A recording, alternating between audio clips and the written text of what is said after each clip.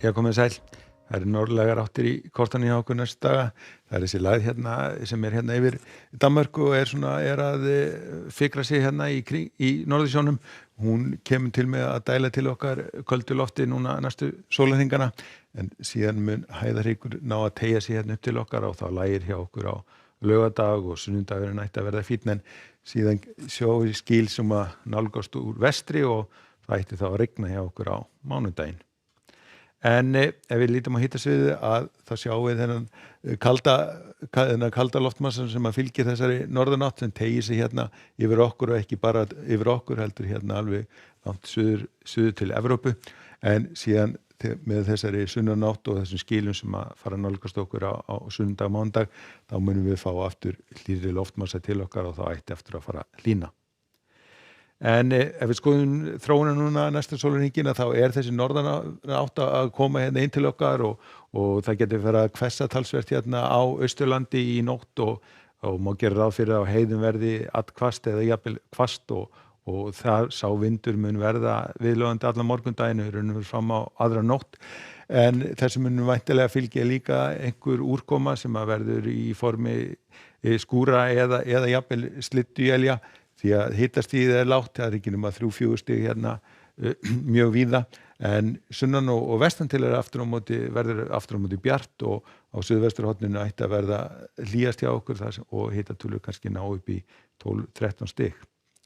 Nú síðan áfram á laugardeginum að þá þessi norðanátt að ganga niður og mun nú svona verða eitthvað viðlóðandi allan laugardaginn allra austast, en annars verður komin svona hæg breytilega eða vestlega átt hjá okkur. Það verður bara þokkalega fínt veður á landinu, það verður svona kannski ekki mjög sólríkt, en ætti nú að svona brotna upp skýjahyllan í flestum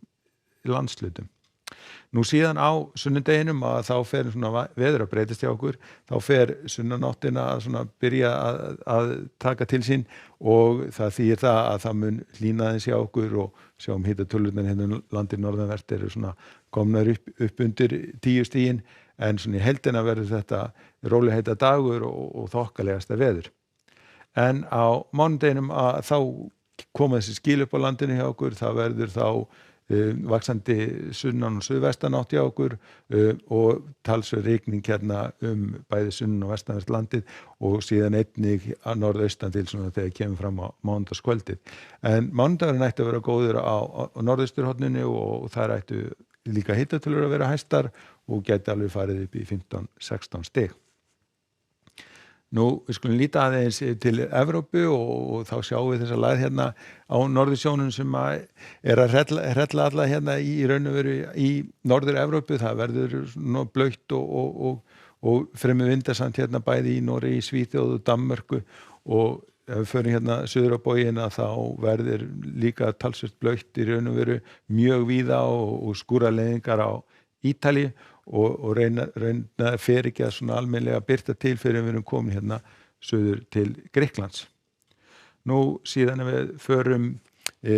að Atlantshafinu þá nú loksins farið að létta til á Íberíuskaganum og þá má gera ráð fyrir því að það verði bjart veður bæði á Spáni og Portúgal, léttskýjað og hitatölur svona vel yfir 20 stigin,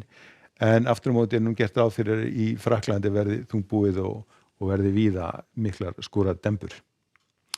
Nú, en sem sagt á morgun hjá okkur, það verður sem sagt norðanáttin ráðandi, hún verður stíf hérna allra austast og það má gera ráð fyrir að þar verði líka einhver úrkoma, skúrir eða jafnvel slydduél hérna þá einhverjum inn til fjalla. Það verður saltiveðri hjá okkur, en sunnan og vestanvert landið ætti að vera bjart, gæti orðið léttskýjað,